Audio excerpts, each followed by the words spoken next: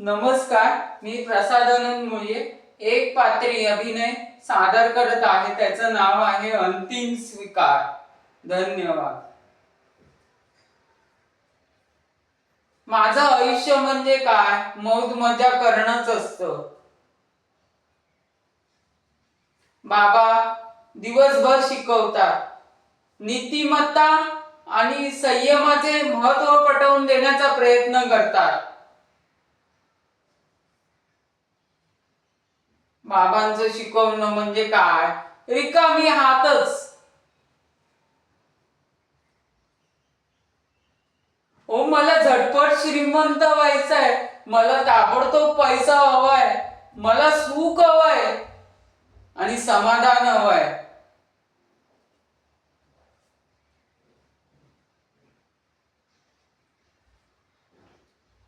ओ माझ्या घरच्यांचं माझ्यावर प्रेम आहे ना, म्हणून मोहाची आग माझ्या मनात पेटते. माझ्या प्रेमाचा माझ्याजवळ ताबा राहत नाही.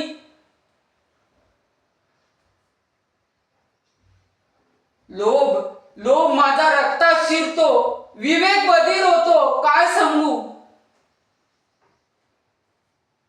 जेव्हा आईचा चेहरा डोळ्यासमोर येतो, तिच्या डोळ्यातली असलेली काळजी आणि त्याचे जे स्मित हास्य बघून असं वाटतं की मन दचकल्यासारखं वाटतं की परत मागे फिरावं.